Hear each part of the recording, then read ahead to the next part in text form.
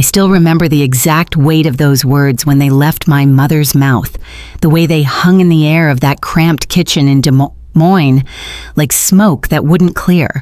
My name is Alexis Morgan. I'm 32 years old, and for most of my life, I believed I was the disappointment, the one who would never measure up, the daughter who tried too hard and achieved too little, while my golden brother coasted on charm and a trust fund worth of parental favor. But let me tell you how I went from being the family failure to the person who controls whether my brother can afford his mortgage, and how that shift didn't feel nearly as satisfying as I thought it would until the very moment I had to make a choice that would define both of us forever. It started on a Tuesday in March, 6 years ago. I was 26 and sitting at my parents' dining room table with a stack of rejection letters from graduate programs spread out in front of me, like evidence of my inadequacy. My mother stood at the counter making her famous lemon bars for my brother Derek's promotion party at his tech startup in San Francisco. He was 28 then, 2 years older than me, with the kind of easy confidence that made strangers trust him and investors open their checkbooks. And I was there, still living in Iowa, still trying to figure out what I was supposed to do with a bachelor's degree in business administration from a state school that nobody had ever heard of. My father sat across from me reading the newspaper, that old school printed kind he insisted on getting delivered even though it cost $40 a month, and I could feel the disappointment radiating off both of them like heat from asphalt in July. "Maybe you should look into administrative work," my mother said without turning around, her hands working the dough with practiced efficiency. "You know, something stable. Derek says his company is always looking for office managers." The way she said it made my stomach turn, that careful tone people use when they're trying to be helpful, but really they're telling you to lower your expectations, to accept that you're not special, that you should be grateful for whatever scraps fall from the table of people who actually matter. I looked down at the rejection letter from Northwestern, the one that had arrived that morning, the one that represented my last real shot at getting into a top MBA program, and I felt something inside me crack, not break, not yet, but crack, like ice on a lake when the temperature drops just enough. "I don't want to be an office manager," I said quietly, and my mother finally turned around, her face arranged in that expression of patient martyrdom that I'd seen my entire life, the one that said she was trying so hard with me, that I was the difficult one, the ungrateful one. "Sweetheart, you have to be realistic," she said, and there it was, that word, realistic. The same word she'd been using since I was 12 and wanted to be a veterinarian, since I was 16 and thought I might study architecture, since I was 22 and graduated with honors but from the wrong school. Derek had a plan, he went to Stanford, he networked, he made smart choices. You can't just expect things to happen because you want them to. My father rustled his newspaper, which was his way of agreeing without having to actually say anything, and I felt that crack inside me spread a little wider. "What I'm saying is," my mother continued, bringing the bowl of lemon bar mixture to the table and sitting down next to my father, her eyes on me with that terrible kindness that felt worse than cruelty. "You're not Derek, honey. You're never going to be Derek, and that's okay. Not everyone can be exceptional. Someone has to be ordinary, someone has to do the regular jobs and live the regular life. And there's dignity in that, there really is."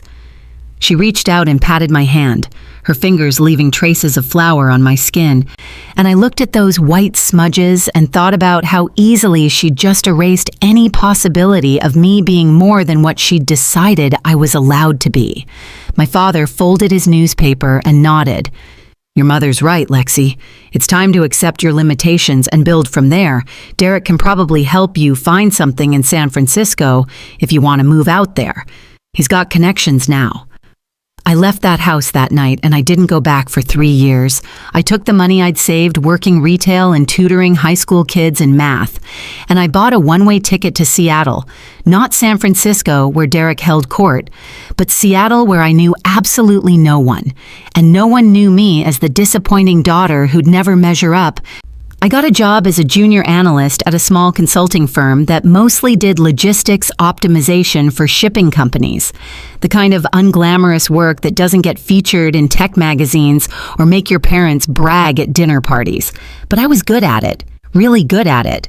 I had this ability to see patterns in supply chain data that other people missed, to find inefficiencies that were costing companies millions. And within 8 months, I was promoted to senior analyst. Within 18 months, I was leading my own projects.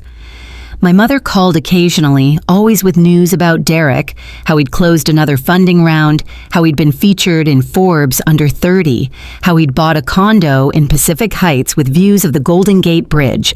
She'd ask how I was doing in that distracted way that made it clear she didn't really want details, and I'd give her the minimum, I'm fine, work is good, yes, I'm eating enough, and then I'd hang up and go back to building something she couldn't see yet, something that was growing in the dark like a tree root breaking through concrete, patient and relentless and inevitable.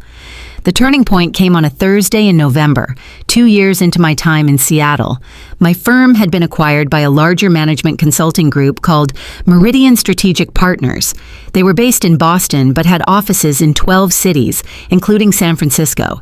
And they were known for being aggressive, for taking on the biggest clients and charging premium rates and delivering results that justified every penny. I was brought into the post-acquisition integration team, which meant I spent 6 months learning how Meridian operated, meeting their partners, understanding their culture, and somewhere in that process, someone noticed me. His name was Richard Chen. He was a senior partner who'd built the firm's tech sector practice from nothing into their most profitable division. And he pulled me into his office one day and asked me a question that changed everything. "Why are you here?" he said, leaning back in his chair with his hands behind his head, the Seattle skyline gray and drizzling behind him. "You're better than this place. You're working on projects that are too small for your skill level, so why are you hiding?" I didn't know how to answer that. No one had ever called me out like that before. Everyone else had been content to let me stay in my lane, do good work, collect my salary, and go home. But Richard saw something else. He saw ambition that had been beaten down but not beaten out, potential that had been dismissed but not destroyed. "I'm not hiding," I said, and he smiled.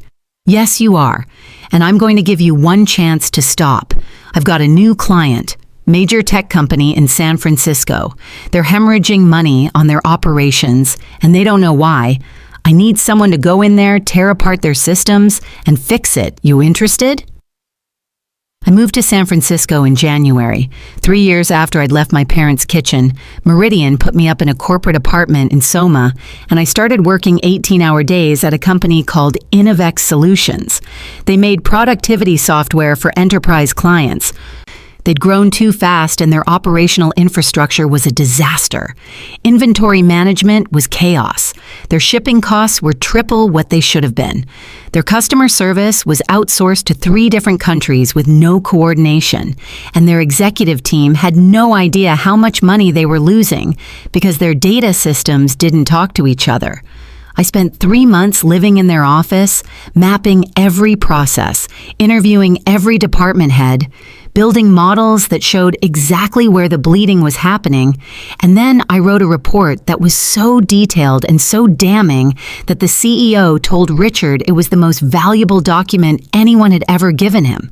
They offered me a job, Vice President of Operations, reporting directly to the CEO, salary that made my eyes water. Equity package that would be worth millions if they went public. Like everyone said they would. I was 29 years old, and I was being handed the keys to a company with 800 employees and $300 million in annual revenue. Richard told me to take it, said I'd earned it, said this was what happened when you stopped hiding and started showing people what you could actually do.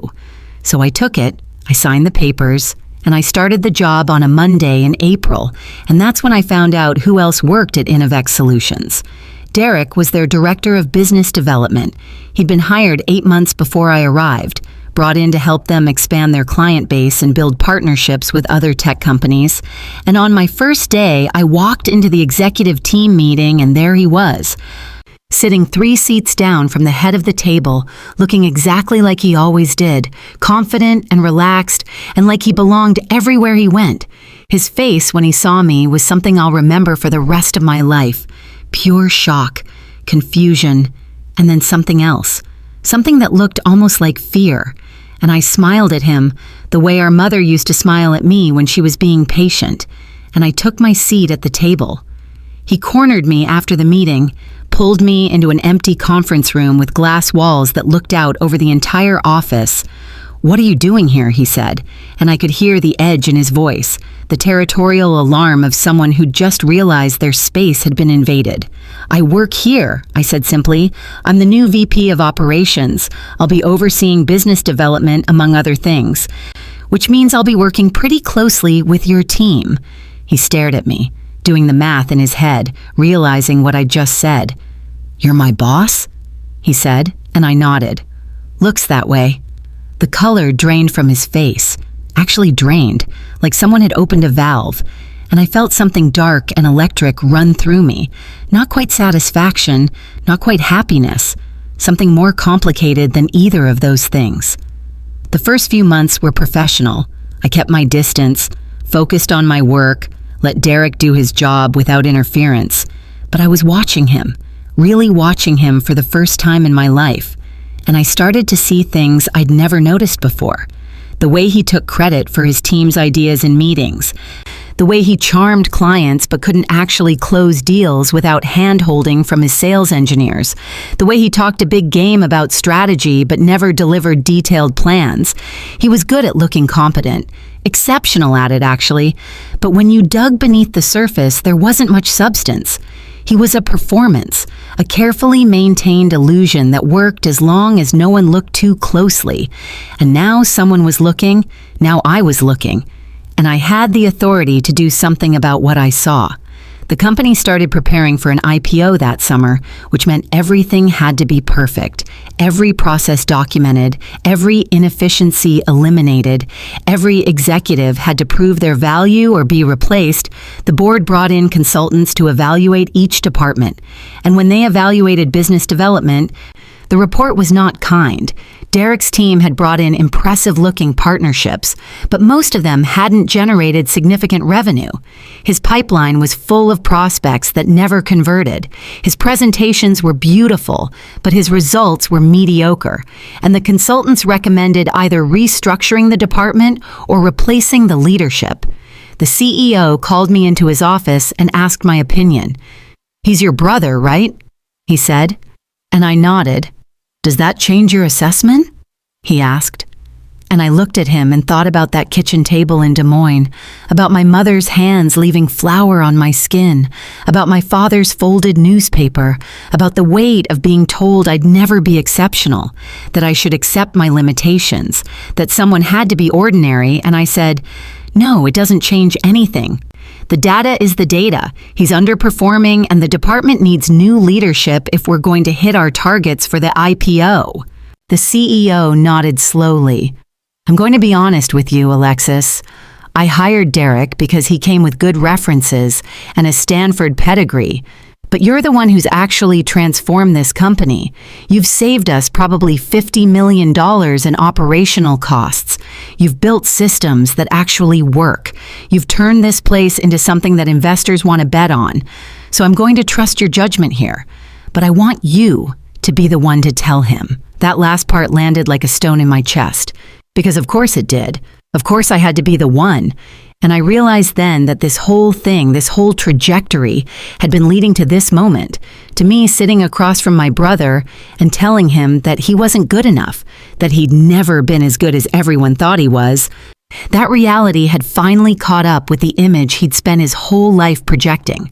I scheduled the meeting for a Friday afternoon, brought HR with me because that's protocol, and I watched Derek walk into the conference room thinking it was going to be about quarterly planning or client strategy. I watched his face change when he saw the HR director sitting there with a folder in front of her, watched him understand what was about to happen. "Derek, we need to talk about your performance," I said, and my voice was steady, professional, completely neutral. And I laid it all out for him, the missed targets, the failed partnerships, the concerns about his leadership, the board's decision to restructure the department, and then I said the words I'd been given to say, "We're offering you a choice. You can transition to an individual contributor role as a senior account executive, reporting to whoever we hire as the new director, or we can offer you a severance package and you can pursue opportunities elsewhere." He was silent for a long time, staring at the table, at his hands, at anything but me. And when he finally spoke, his voice was small and broken in a way I'd never heard from him before. "You're really doing this," he said. "You're really going to fire me." And I said, "I'm giving you options, Derek. This is better than most people get." He looked up at me then and his eyes were wet, actually wet, and he said, "Does this make you happy? Is this what you wanted?" And I didn't answer right away because I was trying to figure out if it did make me happy, if this feeling in my chest was satisfaction or something else, something hollow and pyrrhic and sad. "This isn't personal," I said finally, which we both knew was a lie. Everything about this was personal.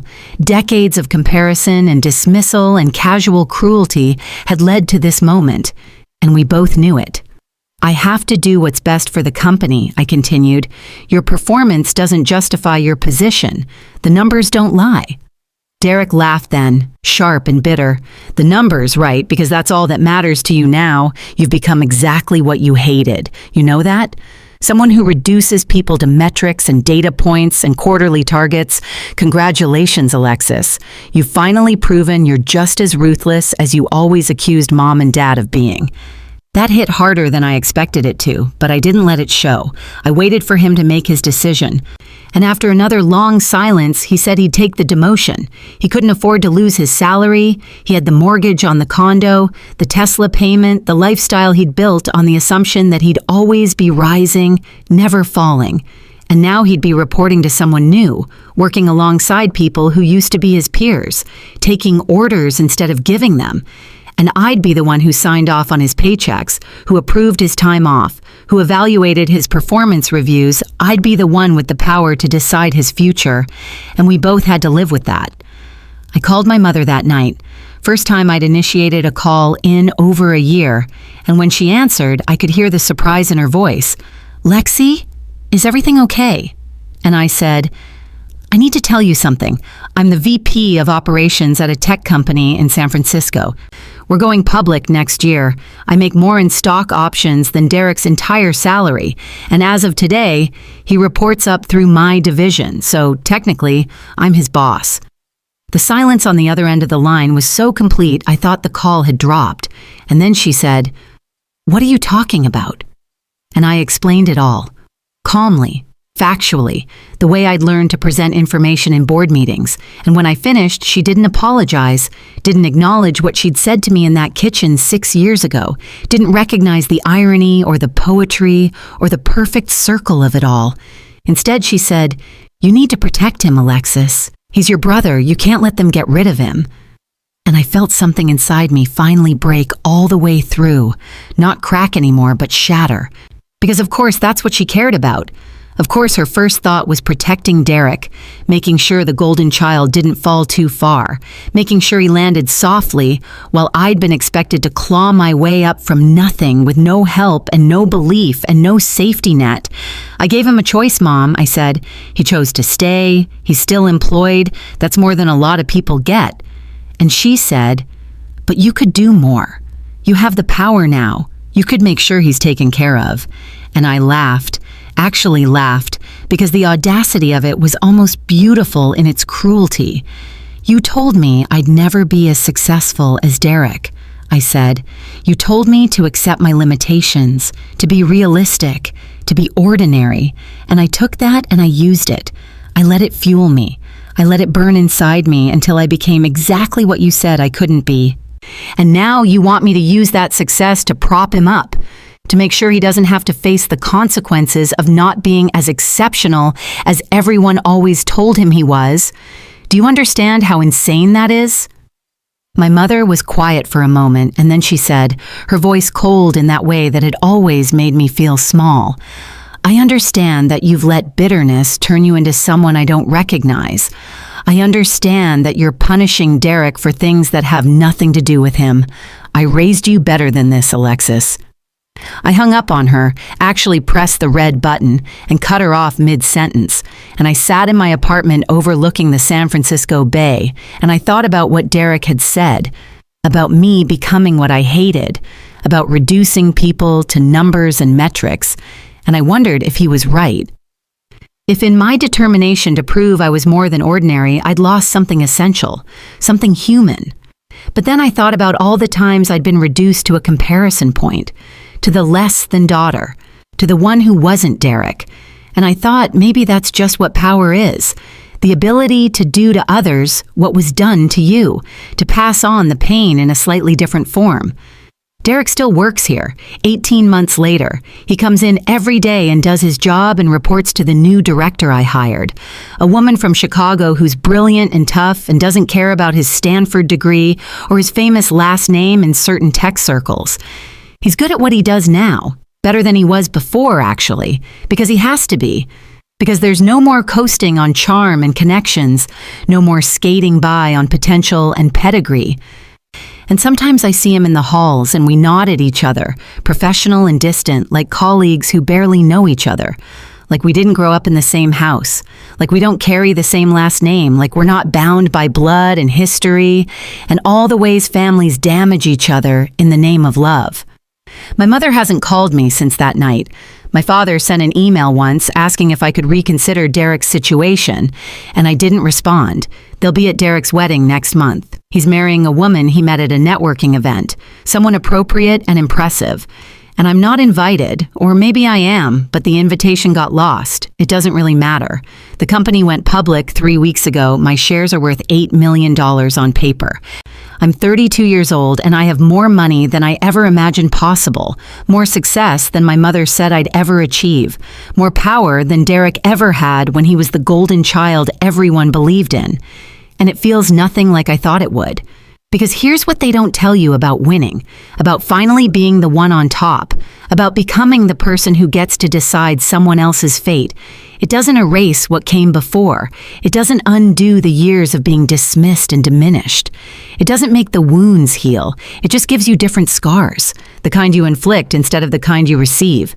And sometimes, late at night, I think about that moment in the conference room, about Derek's face when he realized what was happening, about the small, broken sound in his voice, and I wonder if what I did was justice or just another kind of cruelty, if there's even a difference when you're the one holding the knife. I sign his paychecks now. That's the truth. Every 2 weeks, his salary gets deposited into his account, and my name is on the approval chain. And my mother was right about one thing. I'm not Derek. I never will be. But not because I'm less than him. Not because I'm ordinary or limited or realistic in my aspirations. I'm not Derek because I know what it costs to build something from nothing, to be underestimated and still succeed, to carry the weight of other people's low expectations and turn them into fuel. And that knowledge, that hard-won understanding of what it takes to survive when no one believes in you, that's worth more than any inheritance of confidence or privilege to. That's the thing that makes me dangerous, because I have nothing left to prove except that I can hold on to power just as ruthlessly as it was kept from me. And I'm very, very good at my job.